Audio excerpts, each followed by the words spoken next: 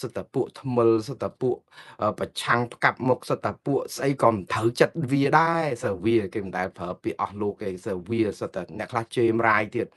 ដូចថាវាធុតទុកបុកម្នេញផ្លូវចិត្តគេខ្លាំងមែនតើដែលស្អីគេដោះលែងលោកកម្មសខាគេលើកលែងទោសឲ្យគេឲ្យមានសេរីភាពអីលាក់នឹងលាក់ឲ្យនៅតែមិនផ្គាប់ចិត្តហ្នឹងតើធ្វើអីដែលអស់លោកត្រូវអស់លោកហ្នឹងធ្វើអីឲ្យត្រូវចិត្តអាហ្នឹងខាងគណៈបកប្រជាជនកម្ពុជាគេឌីលគេជេរខាងអ្នកនៅក្រៅស្រុកឬក៏អ្នកដែលហ៊ានរិះគន់អារឿងដោះលែងហ្នឹងណាក៏តែបងប្អូនមិនមែនរឿងឌីលមិនមែនរឿងស្អីទេរឿងតថភាពជាក់ស្ដែងដែលនៅក្នុងសង្គមហ្នឹងថាតើលោកកម្មសខាមានសេរីភាពគេដោះលែងគាត់ឲ្យមានសេរីភាពឬក៏គេដោះលែងគាត់យកពីទ្រង់យកមកដាក់នៅក្នុងកេះក្រដាស់អីចឹងឬក៏ប្រអប់អីទៀតរឿងនេះគឺវារឿងអញ្ចេះទេបងប្អូនលោកកម្មសខាសប្តាហ៍ថ្ងៃនេះគឺចាប់ពីថ្ងៃម្សិលមិញនេះទៅឬក៏ថ្ងៃនេះតែម្ដងដោយសារថ្ងៃនេះគឺឃើញព្រះរាជអាជ្ញាគេចោះយកលិខិតមួយយកទៅជូនលោកកម្មសខានេះលិខិតរបស់ព្រះរាជអាជ្ញាដែលយកទៅជូនលោកកម្មសខាហ្នឹងគឺអត់មានធ្វើអីទេគឺគ្រាន់តែទៅប្រាប់លោកកម្មសខាថាអ្វីដែលជាព្រះរាជក្រឹត្យលើកលែងទោសលោកកម្មសខាគឺចូលជាធរមានចាប់ពីពេលនេះតទៅហើយចូលជាធរមានហ្នឹងគឺបានន័យថាលោកកម្មសខាលែងជាប់គុកនៅក្នុងផ្ទះតទៅទៀតហើយលោកចង់ធ្វើដំណើរទៅជួបម្ដាយទៅជួបមិត្តភ័ក្តិបងប្អូនក្រុមគ្រួសារទីណាក៏បានដែរព្រោះផ្ទះរបស់លោកលែងជារបងហុំព័ទ្ធដោយមានសមត្ថកិច្ចយាមកាមអីទៀតហើយងាយស្ដាប់ប៉ុណ្ណឹងមិនចឹងអាហ្នឹងហើយដែលគេហៅថាលោកកឹមសុខាបានទទួលការលើកលែងទោសពីទោសមូលទោសគឺទោសដែលជាប់ក្នុងពន្ធនាគារ27ឆ្នាំដែលគេដាក់ឲ្យក្រោមការត្រួតពិនិត្យតាមផ្លូវតុលាការហ្នឹងគឺចឹងទោសហ្នឹងគឺរួចក៏ប៉ុន្តែទោសដតីទៀតដែលជាទោសបន្ថែមគឺនៅជាប់ទាំងអស់អញ្ចឹងហើយបានជាព្រះរាជអាជ្ញាចុះទៅហ្នឹងគាត់និយាយថាសេចក្តីជូនដំណឹងអំពីកំណត់ហេតុស្តីពីការអនុវត្តព្រះរាជក្រឹត្យអញ្ចឹងហុចជូនទៅលោកកឹមសុខានៅឯផ្ទះគាត់ព្រឹកនេះប្រាប់ថាអញ្ចេះលោកកឹមសុខាត្រូវអនុវត្តដូចខាងក្រោមទី1ដកហូតជាស្ថាពរសិទ្ធិបោះឆ្នោតសិទ្ធិឈរឈ្មោះបោះឆ្នោតឲ្យឈរឈ្មោះឲ្យគេបោះឆ្នោតនិងសិទ្ធិធ្វើសកម្មភាពនយោបាយផ្សេងទៀតតាមបញ្ញត្តិមាត្រា450នៃក្រមព្រហ្មទណ្ឌ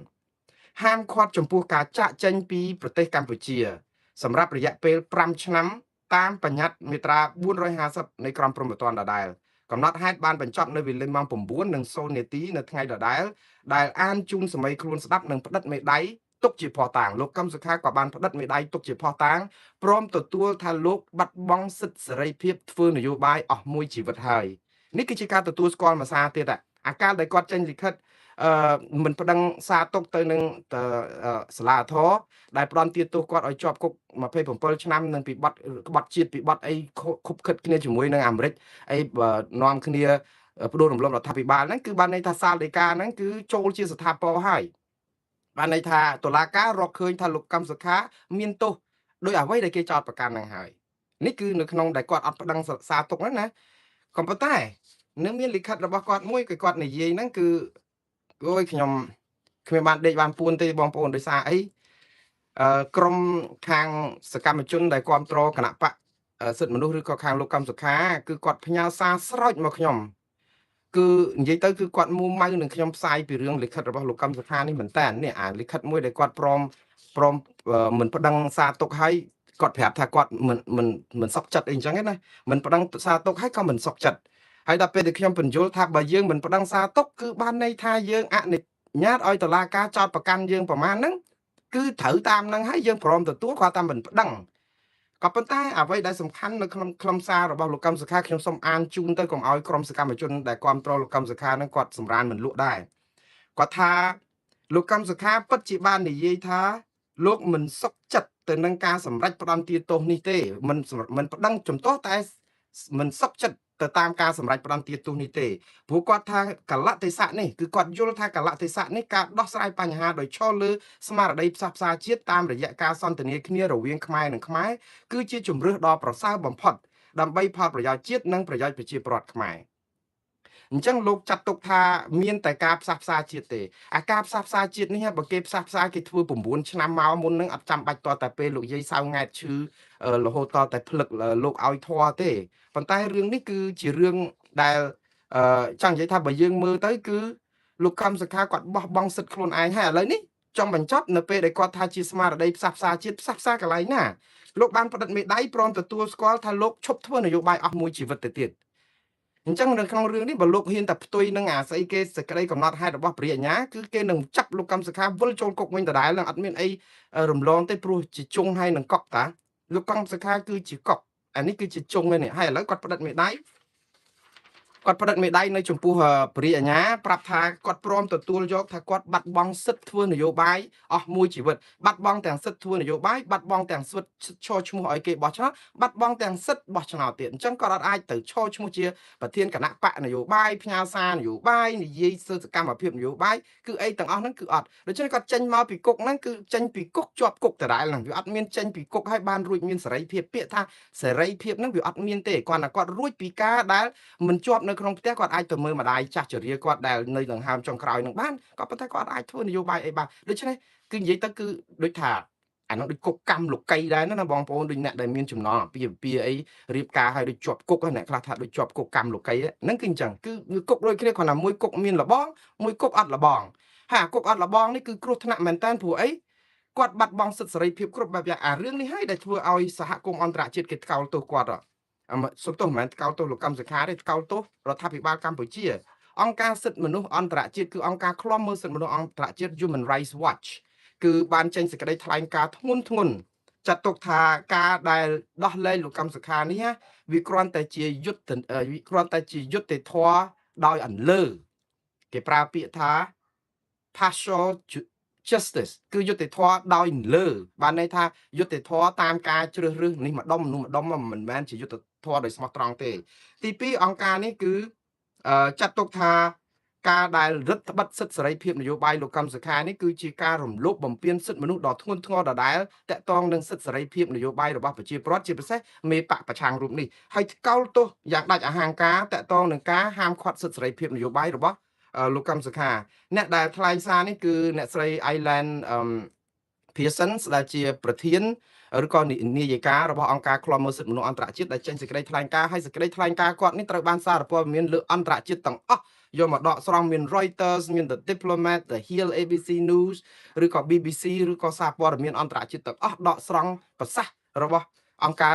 លើកលែងទោសអន្តរជាតិនេះយកមកផ្សាយអំពីការថ្កោលទោសនិងខកចិត្តទៅណាហើយនឹងចុងក្រោយគឺតកតងនឹងនៅតែសាបព្រោះការភ័យខ្លាចដល់ប្រជាពលរដ្ឋដែលមាននិន្នាការនយោបាយខុសពីគណៈបកប្រជាជនដដែលនេះចំណុច3ដែលអង្គការឃ្លាំមើលសិទ្ធិមនុស្សអន្តរជាតិនេះថ្កោលទោសនេះគឺចុចខ្លាំងទៅលើចំណុចទាំង3មិញហ្នឹងគឺយុត្តិធម៌ដោយអន្លើថ្កោលទោសចំពោះការរដ្ឋបិទសិទ្ធិសេរីភាពនយោបាយលោកកម្មសខាដែលបាត់បង់សិទ្ធិសេរីភាពនយោបាយរហូតបែបនេះបើទោះបីជាមានសេរីភាពខ្លះប៉ុន្តែនយោបាយគឺគាត់ធ្វើអត់បានទាំងអស់ដូចដាក់គុកគាត់ដដែលអាហ្នឹងគឺក្នុងន័យអញ្ចឹងហើយក៏នៅតែគាត់នៅតែនិយាយថាស្ថានភាពសិទ្ធិមនុស្សនៅកម្ពុជានៅតែរងការរំលោភបំពានយ៉ាងធ្ងន់ធ្ងរដដែលអានេះសម្រាប់អង្គការលើកលែងទោសសំទោសឃ្លាំមើលសិទ្ធិមនុស្សអន្តរជាតិចុះអង្គការសង្គមស៊ីវិលដតីទៀតនៅស្រុកខ្មែរនៅស្រុកដតីហ្នឹងគេធ្វើអីគេខ្លះយើងឃើញអង្គការចលនាខ្មែរដើម្បីប្រជាធិបតេយ្យដែរគឺ KMD របស់អ្នកស្រីមូសុហួរក៏គាត់ចេញសេចក្តីថ្លែងការណ៍ដែរគឺមែនតើទៅវាគួរតែគេសាទរគ្រប់គ្នាមែនទេឬសូលកម្មសខានៅក្រៅគុកនៅក្រៅផ្ទះប៉ុន្តែគេថ្លែងសារទាំងប្រយ័ត្នប្រយែងនិងខ្វល់អ្នកស្រីមូសុខួរដែលជាតំណាងរបស់អង្គការចលនាខ្មែរដើម្បីប្រជាធិបតេយ្យនេះគឺគាត់បាននិយាយថាការដែលគ្រាន់តែលើកលែងទោសលោកកម្មសខាត្រឹមតែទោសជាប់គុកនៅក្នុងផ្ទះហើយហាមឃាត់សិទ្ធិនយោបាយគាត់សពបែបយ៉ាងដកហូតអស់មួយជីវិតបែបនេះគឺជាការបិទបាំងទង្វើរបស់រដ្ឋាភិបាលដែលប្រព្រឹត្តរំលោភបំពានសិទ្ធិមនុស្សក៏ប៉ុន្តែធ្វើឲ្យគេយល់ថាដូចជារដ្ឋាភិបាលនឹងចិត្តល្អចង់ស្ដារសិទ្ធិមនុស្សនិងប្រជាធិបតេយ្យឡើងវិញតាមពិតមិនមែនទេជាការបិទបាំងនេះគឺជាប្រសាសន៍របស់អង្គការ KMD ហើយសេចក្តីថ្លែងការណ៍នេះក៏មានពីខាងអង្គការសង្គមស៊ីវិលខ្មែរយើង3នៅឯប្រទេសអូស្ត្រាលីឯនោះទៀតអង្គការសង្គមស៊ីវិល3ហ្នឹងគឺលើកឡើងអញ្ចេះមានអង្គការសមាគមខ្មែររដ្ឋវិកតូរីយ៉ា CAV អង្គការសម្ព័ន្ធខ្មែរដើម្បីកិច្ចព្រមព្រៀងសន្តិភាពទីក្រុងប៉ារីកម្ពុជាគឺ CAPPAC និងអង្គការប្រជាធិបតេយ្យខ្មែរ KDO គាត់បានថាព្រះរាជក្រឹត្យលើកលែងទោសដែលបានចេញពីថ្ងៃទី25ខែឧសភានោះគឺជាជំហានមួយវិជ្ជមានហើយក៏ប៉ុន្តែសេចក្តីសម្រេចនោះនៅអត់ទាន់គ្រប់គ្រាន់នៅឡើយទេអត់គ្រប់គ្រាន់ដើម្បីបង្ហាញចេតនាពិតប្រាកដនៅក្នុងការផ្សះផ្សាជាតិនោះទេ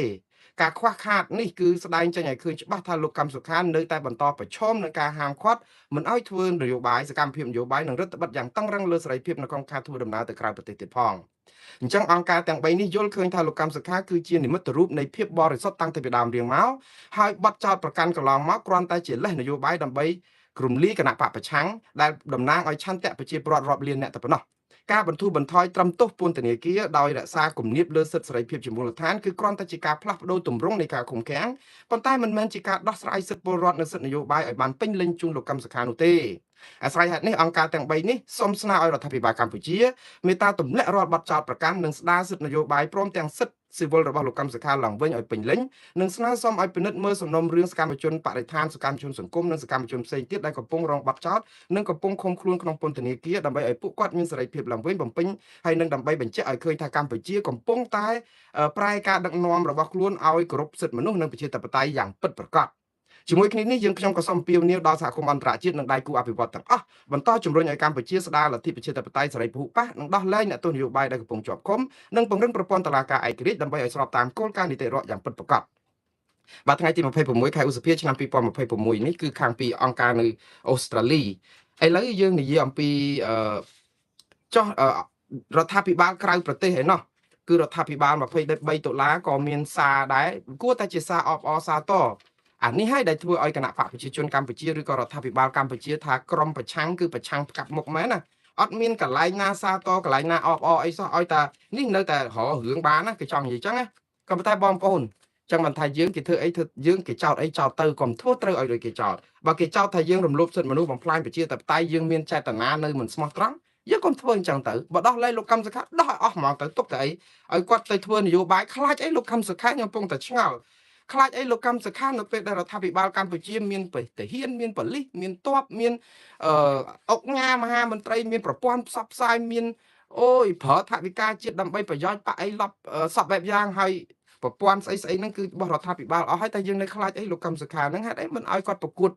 វាយគ្នាឡើងលើរិញឲ្យដូចគ្នាមួយគីឡូស្មើគ្នាមើលតើអ្នកណាឈ្នះចាញ់អូឈ្នះដោយសុចទៅចិត្តទៅយុទ្ធធម៌ឈ្នះឲ្យដឹងតែឈ្នះកុំឡាំប៉ាកុំអីទៅតែនៅតែអញ្ចឹងគឺនៅតែធ្វើទុកបុកម្នេញចាប់គេចងដៃឲ្យឡើងវាយលើរិញបិទមុខគេឲ្យចងស្លាប់សេកឲ្យប្រាប់ថាខាងនោះអន់ខាងគាត់ឈ្នះអាហ្នឹងគឺជារឿងមួយមិនសិលធម៌តទៅសោះរដ្ឋាភិបាលកម្ពុជាឯករាជ្យ23ដុល្លារចេញសេចក្តីថ្លែងការណ៍ដូចនេះគឺរដ្ឋាភិបាលឯករាជ្យខកចិត្តចំពោះការរបបក្រុងភ្នំពេញរបបរដ្ឋាភិបាលគ្រួសារតកូលហ៊ុនដែលផ្ដល់សេរីភាពដល់លោកកម្មសខាត្រឹមតែអាចបំពេញករណីកិច្ចគ្រួសារនិងធ្វើកិច្ចការផ្ទាល់ខ្លួនក៏ប៉ុន្តែមិនផ្ដល់សិទ្ធិនយោបាយពេញលេញដល់គាត់ដើម្បីផលប្រយោជន៍ជាតិនេះមានន័យថាលោកកម្មសខាក៏ដូចជាអ្នកទស្សនយោបាយដទៃទៀតដែរនិងអ្នកទស្សនមនសិការផ្សេងទៀតគឺស្ថិតនៅក្នុងលក្ខខណ្ឌជាអ្នកទស្សនយោបាយរបស់លោកហ៊ុនសែនដដែលទេរដ្ឋាភិបាលក្រៅប្រទេសនេះបាននិយាយទៀតថាយើងទាមទារឲ្យរបបក្រុងភ្នំពេញនៃរបបគ្រួសារត្រកូលហ៊ុនត្រូវតែផ្ដល់សិទ្ធិសេរីភាពនយោបាយពេញលេញជូនលោកកម្មសខានិងឲ្យគាត់អាចធ្វើដំណើរចេញចូលក្នុងនិងក្រៅប្រទេសដោយពលរដ្ឋទូទៅដែរបើទោះបីជាការចាប់ផ្ដើមដ៏ត្រឹមត្រូវនៃដំណើរការផ្សះផ្សាដែលនឹងឈានដល់ការសាមគ្គីឯកភាពជាតិក៏ដោយយើងខ្ញុំសូមបញ្ជាក់ថាសាមគ្គីឯកភាពជាតិមិនអាចកើតឡើងពីល្ខោនបំបិតសេរីភាពបុគ្គលណាម្នាក់នៅក្នុងសង្គមនោះឡើយក៏ប៉ុន្តែទាល់តែផ្ដើមចេញពីការផ្សះផ្សាដោយសុចរិតនិងគោរពគោលការណ៍យុត្តិធម៌ទើបឈានដល់សាមគ្គីឯកភាពជាតិរឹងមាំនៅក្នុងស្មារតីជាតិពិតប្រាកដដូច្នេះរដ្ឋាភិបាលនេះបារម្ភថាលោកកម្មសុខានឹងក្លាយទៅជាល្បែងនយោបាយខ្វះគុណធម៌មួយរបស់អ្នកមានអំណាចដែលប្រើឧបករណ៍ឃោសនាប្រងព្រាតអំពីរបស់ដែលពួកគេបំភាន់ថាជាសាមគ្គីឯកភាពជាតិដើម្បីបោកប្រាស់ប្រជាពលរដ្ឋបន្ថែមលើការបណ្ដោះលែងអ្នកទស្សនយោបាយមនសិការប្រមាណ100នាក់ទៀតនោះធ្វើឲ្យយើងបារម្ភអំពីការបន្តយុទ្ធនាការរបស់របបក្រុងភ្នំពេញក្នុងការដែលបំពានសិទ្ធិមនុស្សនៅកម្ពុជាហើយលទ្ធិប្រជាធិបតេយ្យកម្ពុជានៅតែវិលវល់នៅក្នុងដែនអំណាចផ្ដាច់ការលក្ខណៈនេះធ្វើឲ្យកម្ពុជាបាត់សក្តានុពលលើឆាកអន្តរជាតិក្នុងករណីចាំបាច់ដើម្បីដោះស្រាយបញ្ហាអាយុជីវិតជាតិដូចជាចំនួនព្រំដែនការឆបោកអនឡាញនិងពាណិជ្ជកម្មបានចឹងរដ្ឋាភិបាលកម្ពុជាឯករាជ្យ23ដុល្លារសូមជំរុញឲ្យសហគមន៍អន្តរជាតិនិងប្រជាពលរដ្ឋខ្មែរបង្ហាញបំណងនិងសកម្មភាពប្រតិបត្តិតាមទាមទារតាមត្រង់ឲ្យរដ្ឋាភិបាលរបបក្រុងភ្នំពេញឈប់បន្តអូសបន្លាយប្រើល្បិចក្តោបសិទ្ធិប្រជាពលរដ្ឋនិងនយោបាយប្រជាធិបតេយ្យធ្វើឲ្យ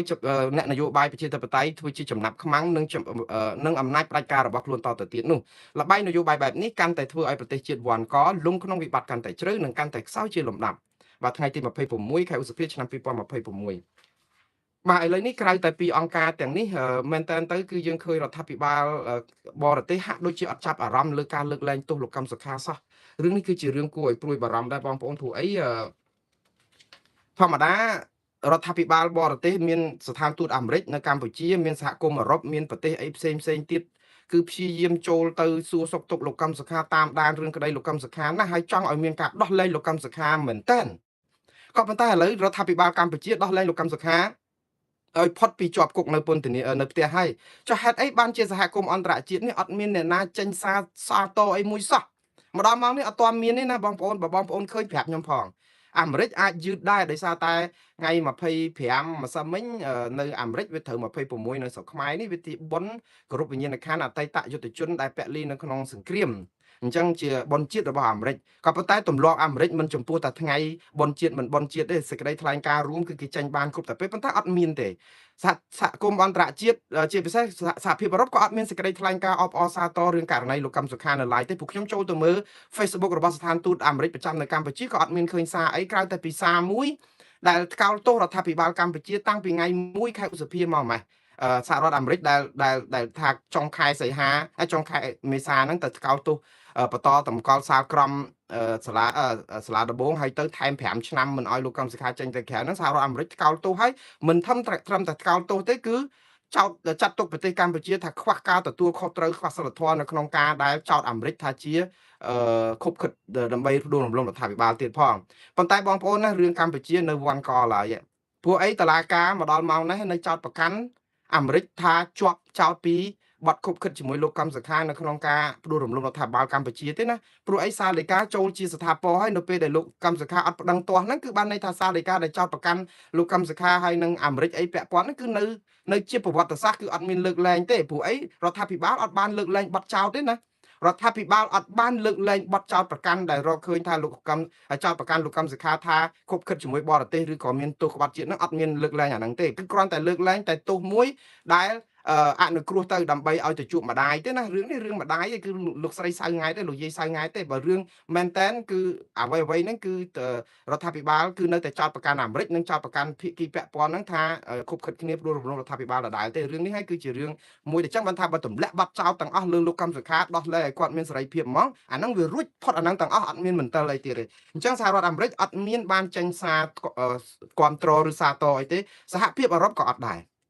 រក៏ប៉ុន្តែដូចខ្ញុំជម្រាបចឹងសហភាពអឺរ៉ុបបទថាមិនចេញសារតអបអអីដែរប៉ុន្តែយើងចា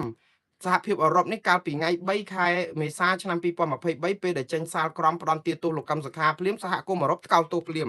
ថ្កោលទោសយ៉ាងចាស់ដៃគឺថាជាការរំលោភបំពានសិទ្ធិមនុស្សសេរីពហុបកហាមឃាត់សិទ្ធិនយោបាយលោកកឹមសុខាសិទ្ធិនយោបាយនេះគឺសំខាន់ទាំងសហរដ្ឋអាមេរិកក៏និយាយដូចនេះដែរគឺគេអត់ខ្វល់ពីរឿងតែត្រឹមដាក់គុកនៅក្នុងពន្ធនាគារក្នុងផ្ទះហ្នឹងទេគឺគេចង់ឲ្យមានសិទ្ធិនយោបាយដល់អញ្ចឹងអាហ្នឹងគឺរឿងធំគឺសិទ្ធិនយោបាយឯនោះវិញមិនមែនរឿងឃុំខ្លួននឹងប្រមាណទេអញ្ចឹងសហគមន៍អឺរ៉ុបតាំងពីពេលហ្នឹងមកសូម្បីតែនៅថ្ងៃទី30ខែមេសាឆ្នាំ2026សហគមន៍អឺរ៉ុបក៏ថ្កោលទោសដែរក៏បង្ហាញអំពីការមិនពេញចិត្តហើយសហគមន៍អឺរ៉ុបនឹងមានប្រទេសបែលហ្សិកមានប្រទេសអីផ្សេងមួយចំនួនទៀតដែលចូលទៅឃ្លាំមើលសវនាការលោកកឹមសុខាក៏គេមិនពេញចិត្តដែរនៅពេលដែលថែម5ឆ្នាំរដ្ឋបတ်សិទ្ធិសេរីភាពលោកកឹមសុខាដូច្នេះសរុបមកជំហររបស់សហគមន៍អឺរ៉ុបនិងសហរដ្ឋអាមេរិកដូចជាអត់មានប្រែប្រួលអីមកត្រេកអរជាមួយនឹងការដែលគ្រាន់តែឲ្យលោកកឹមសុខារួចផុតពីការឃុំខ្លួននៅក្នុងផ្ទះរួចទៅរដ្ឋបတ်សិទ្ធិសេរីភាពនយោបាយដកហូតសិទ្ធិសេរីភាពនយោបាយគាត់ទាំងអស់ទេពួកអីកន្លងមកទាំងអាមេរិកទាំងសហគមន៍អឺរ៉ុបអំពាវនាវឲ្យផ្ដល់សិទ្ធិសេរីភាពឲ្យលោកកឹមសុខាបានធ្វើនយោបាយពេញលេញដូចដើមនេះសហគមន៍អន្តរជាតិនេះអត់ទាមទារឲ្យរដ្ឋាភិបាលកម្ពុជាទទួលសំទោសឬក៏បង់សំណងចាត់ទុកថាជារឿងធំណាប៉ុន្តែជាលទ្ធផលគឺរដ្ឋាភិបាលគឺនៅតែធ្វើដដែលគឺរដ្ឋបတ်សិទ្ធិសេរីភាពអញ្ចឹងបានន័យថាសហគមន៍អឺរ៉ុបឬក៏សហរដ្ឋអាមេរិកអត់មានសេចក្តីថ្លែងការណ៍ណាមួយអបអរសាទររឿងនេះទេរឿងនេះចម្លែកមែនតើបងប្អូនយើងគិតទេព្រោះគេថាតែដោះលែងអញ្ចឹងវាគួរណាតែទូងស្គរពេញពិភពលោកដែរគេអបអរត្រាសាទរផ្ទះដៃអត់សោះសហគមន៍អឺរ៉ុបសហរដ្ឋអាមេរិកឬប្រទេសផ្សេងទៀតនៅស្ងៀមអត់ទាន់ឃើញមានសារអីសោះអានេះបង្ហាញថាអ្វីដែលរដ្ឋាភិបាលធ្វើដែលយើងគិតថាចង់លៀងស្អំចិត្តប្រជាប្រដ្ឋខ្មែរសូម្បីតែប្រជាប្រដ្ឋខ្មែរក៏លោកយល់ថាដូចជាហេតុអីក៏នៅដាក់គាត់នៅក្នុងគុកទៀតអត់ឲ្យគាត់ធ្វើនយោបាយអត់ឲ្យគាត់មកចូលរួមឈរឈ្មោះបោះឆ្នោតអីចឹងដដែលនឹងបានប្រយោជន៍អីចឹងចេញក្រៅគុកដូចនៅក្នុងគុកដដែលនឹងយ៉ាប់ជាងនៅក្នុងគុកទៀតហ្នឹងពួកអីចេញមកអត់ធ្វើអីកើតហើយទៅដល់អញ្ចឹងទៅសហគមន៍អន្តរជាតិយើងកុំសហគមន៍អន្តរជាតិគេអត់ដែលល្ងងទេខ្មែរយើងបោកបានតែខ្មែរគ្នាឯងដែលធ្វើប្រជាពិធដ្ឋទេប៉ុន្តែសហគមន៍អន្តរជាតិគេចេញមកគេឃើញពវៀនបទចទាសយើងណាអញ្ចឹងទៅឃើញសាររដ្ឋាភិបាលបរទេសអត់មានសោះហើយបើមានសារព័ត៌មានអន្តរជាតិវិញគួរតែផ្សាយសារតអបអអីនឹងសារដែលអបអអត់សោះ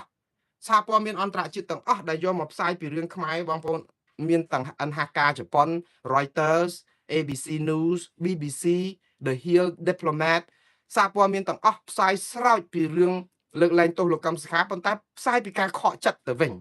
ខកចិត្តពីអ្នកសិទ្ធិមនុស្សខកចិត្តពីស្ថាប័ននេះហើយនៅឃើញតែកម្ពុជានៅតែរដ្ឋបတ်សិទ្ធិសេរីភាពដដែលយើងវាគួរតែសហគមន៍អន្តរជាតិមកផ្ទះដៃអបអរសាទរថាអូយើងមានភាពប្រសើរវាទៅជាអត់ទៅវិញឃើញទេបងប្អូនអញ្ចឹងណាអញ្ចឹងឲ្យបានថាយើងគិតថាធ្វើអីក៏ដោយយើងចង់ឲ្យគេគិតថាការប្រឡំប្រឡំរបស់យើងនឹងវាបានប្រយោជន៍វាអត់ទេ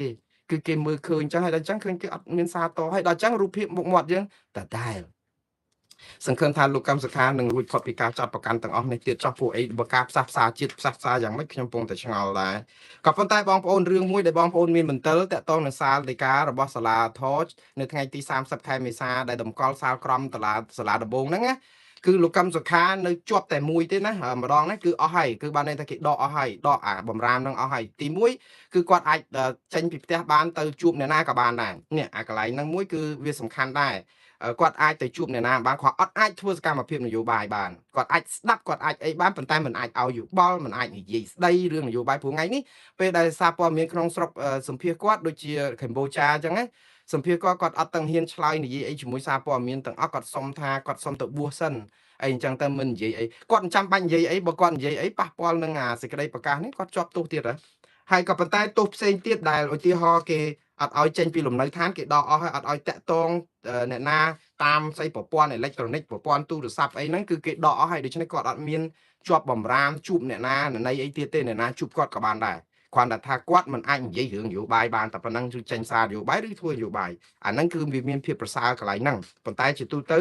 អស់ហើយសិទ្ធទាំងអស់និយាយទៅដាក់ស្បង់ចៃវរឲ្យពាក់ឲ្យគាត់នៅក្រមជាប្រសង់ប៉ុន្តែហាមសូត្រធម៌ហាមទេសនាហាមបិណ្ឌបាតនេះឥឡូវយើងគិតមើលប្រសង់ក្រងស្បង់ចីវរហាមរៀនថ្វាត់ជាយធម៌ដើម្បីទេសនាដាស់តឿនព្រានប្រដៅឬក៏ចូលរួមនៅក្នុងសកម្មភាពសង្ឃប៉ុន្តែនៅឲ្យពាក់ស្បង់ចោះតែអត់ឲ្យធ្វើសកម្មភាពសង្ឃទេលោកកម្មសខាដូចគ្នាអញ្ចឹងហ៎បងប្អូនឲ្យគាត់ធ្វើជាឲ្យគាត់រួចពីការជាប់ឃុំប៉ុន្តែដាក់គាត់ជាអ្នកនយោបាយតែដកសិទ្ធិនយោបាយគាត់ទាំងអស់អាហ្នឹងយើងគិតមើលខ្លួនឯងទៅថាតើវាអយុត្តិធម៌ប្រមាណសម្រាប់លោកកម្មសខាហើយវាឆ្កងវាគ្មានភាពសមហេតុផលប៉ុណ្ណាជាការពិតហើយគាត់បានទៅជួបម្ដាយគាត់បានអីអញ្ចឹងហើយ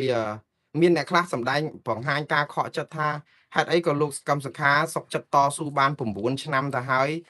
ទុក្ខរកិរិយាធ្វើវិបស្សនាកម្មដ្ឋានឬក៏មិនរត់ចោលស្រុកឬក៏នៅក្រាញននាលក្នុងការតតាំងជាមួយរឿងនេះដោយអហិង្សាឲ្យអស់ចិត្តហើយស្រាប់តែចុងក្រោយទៅទទួលកំហុសដែល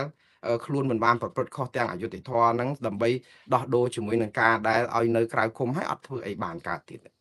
មានអ្នកខ្លះចឹងប៉ុន្តែបងប្អូនមិនដឹងស្ថានភាពគាត់តើផ្លូវចិត្តគាត់យ៉ាងម៉េចយើងអត់ដឹងលោកកម្មសខាស្គមមើលទៅ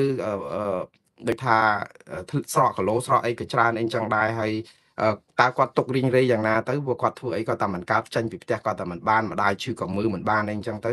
ដូច្នេះចង់ឲ្យរួចមកគ្រាក៏ធ្វើអញ្ចឹងសិនទៅក្រែងលោថាបានបើអត់អីជីវិតចុងក្រោយក៏បានធូរជួបម្ដាយជួនកាលគាត់អាចគិតអញ្ចឹងបងប្អូនចេះតែគិតថានៅទុក្ខរកិរិយាមកអាយុប៉ុន្តែបងប្អូនបានសុខតើគាត់មិនដឹងបានសុខប៉ុណ្ណាដូច្នេះវាយើងចេះតែប្រៀបធៀបលោកកម្មសខាទៅនឹង Nelson Mandela អីណា Nelson Mandela ជាប់គុកអាយុ40ហ្នឹងជាប់27ឆ្នាំចេញពីគុកមកអាយុ67ឆ្នាំនៅកម្លាំងបឹបធ្វើនយោបាយឡើងបានតែលោកកម្មសខាជាប់ពន្ធនាគារអាយុ70ឆ្នាំហើយណាហើយចុះបើឲ្យជាប់27ឆ្នាំដូច Nelson Mandela ចេញមកអាយុ97ហើយណាគាត់ធ្វើអីកើត97ឲ្យតែបានដល់97ហៅថាប្រគុណចែកតែប៉ុន្តែយើងទៅនៅក្នុងគុកអត់មានស្អីរីងរៃផ្លូវចិត្តនេះធ្ងន់ណាផ្លូវចិត្តតែយើងបាក់ទឹកចិត្តតាមមួយឆ្នាំ2ឆ្នាំស្រួលមិនអាចនឹងរស់បានផងកុំថាឲ្យដល់ទៅនៅដល់អាយុដល់700អីណានឹងពិបាកអញ្ចឹងបងប្អូនអញ្ចឹងគេដាក់សម្ពាធគាត់ឲ្យអញ្ចឹងគាត់ស៊ូនឹងសម្ពាធនឹងអត់បានទេចុងក្រោយគឺអ្វីដែលគួរឲ្យខកចិត្តហ្នឹងគឺគាត់ជ្រើសរើសយកវិធីដែលរងសម្ពាធរដ្ឋាភិបាលកម្ពុជានេះអត់បានហើយដោយយកហេតុផលមួយពេលដែលម្ដាយមានចេះផងរដ្ឋាភិបាលក៏បានលេះល្អហ្នឹងឯងចេញអញ្ចឹងទៅលក្ខណៈប៉ុន្តែលោកកម្មសុខាមុននឹងចេញឲ្យគេអនុគ្រោះទោសនេះណា គាត់បាននិយាយទៀតថាអ្នកណាដែលសាបព្រោះខ្យល់រមែងទទួលផលជាព្យុះសង្គ្រាឲ្យទទួលតាមអំពើបាបបាបកម្មអីណាប៉ុន្តែនិយាយឲ្យស្មានតែគាត់នៅបន្តនៅក្នុងឃុំខ្លួនចឹងទៀតទៅហើយតតាំងប្តឹងសារទុកអីទៀតទៅគឺចេញជាសារបែបនេះប្រជាពលរដ្ឋខ្លះខកចិត្តក៏ប៉ុន្តែបងប្អូនយើងមិនដឹងស្ថានភាពរបស់លោកកឹមសុខាយ៉ាងម៉េចតើគេចរចាគ្នាយ៉ាងម៉េចគ្រាន់តែថាខ្ញុំជឿថាសម្បទានអីក៏ដោយរដ្ឋាភិបាលកម្ពុជានេះបើទាល់តែលោកកឹមសុខាប្រាប់គេថាយើងលែងជាឧបសគ្គឲ្យគេភ័យខ្លាចនឹងឈ្នះឆ្នោតទៀតបានគេព្រមព្រោះគេរំលាយគណៈបកសង្គ្រោះជាតិចោលគេចាប់លោកកឹមសុខាឃុំខ្លួនគេបំបែកលោកកឹមសុខាពីលោកសំរងស៊ីមិនមែនដើម្បីទប់កុំឲ្យមានបដិវត្តពណ៌ឬការដែលបំផ្លាញជាតិនឹងអីទេគឺគេទប់កុំឲ្យតែបាត់អំណាចគ្រួសារតកូលហ៊ុនព្រោះអីគណៈបកប្រជាជនចោះប្រជាប្រិយដាំក្បាលហើយបើទុកឲ្យគាត់នៅវាចាញ់ឆ្នោតហើយចាញ់ឆ្នោតតើមានឱកាសណានឹងលួចជាតិទៀតខ្ញុំពងតែឆ្ងល់ចោះទ្រព្យសម្បត្តិដែលបានមកពីការលួចជាតិនឹងយកទៅលាក់នៅឯណាតែអ្នកថ្មីមកគេមានរដ្ឋាភិបាលស្មោះត្រង់អីស្អាតស្អំអីបដិញមន្ត្រីនឹងអស់ចាប់ដាក់គុកអស់រឹបអូសទ្រព្យសម្បត្តិយកមកជារបស់ជាតិឲ្យគាត់ខំប្រឹងរកមកកណោហ្នឹងឲ្យទេមែនវាអត់ទេអារឿងហ្នឹងរឿងអំណាចបុគ្គលក្រុមគ្រួសារនឹងកាងទ្របដែលលួចជាតិអីបានទេវាអត់តាក់ទងនឹងរឿងការពារជាតិអធិបតេយ្យអីទេបើការពារជាតិអធិបតេយ្យវាយមួយថៃម៉ោងនេះគួរដោះលែងលោកកឹមសុខាឲ្យគាត់មានសិទ្ធិនយោបាយឲ្យដើរហើរទៅសហគមន៍អន្តរជាតិនោះដើម្បីអំពាវនាវគេឲ្យគេយកចិត្តយើងឲ្យគេនៅខាងខ្មែរប្រយុទ្ធជាមួយថៃបាត់ហើយបើយើងស្រឡាញ់ជាតិស្រឡាញ់ទឹកដីមាតុភូមិយើងច្បាស់ជាដោះលែងលោកកឹមសុខាឲ្យធ្វើដំណើរទៅក្រៅទៅគៀកករសហគមន៍អន្តរជាតិដាក់សម្ពាធឲ្យថៃខ្ជាក់ដីមកខ្មែរវិញបាត់ហើយវាអត់ហើយប៉ុណ្ណឹងបងប្អូនមើលអត់ឃើញទេចឹងអ្នកណាស្រឡាញ់ជាតិឲ្យប្រកបគេអត់មានស្រឡាញ់ជាតិទេគឺគេស្រឡាញ់ក្រុមគ្រួសារអំណាចគេនឹងកាងទៅសំបីតែបាត់បង់អធិបតេយ្យតាក់ទងនឹងរឿងស្អីក៏ដោយបើផ្សះផ្សាទៅបានចំណេញអីក៏គេអត់ខ្វល់ទេយើងមើលទៅឃើញតែអញ្ចឹងហើយកុំទៅថាគេនឹងញុះញង់គេថាបំពុលអីនោះអស់លោកធ្វើឲ្យដូចតែគេថាអញ្ចឹងហ្នឹង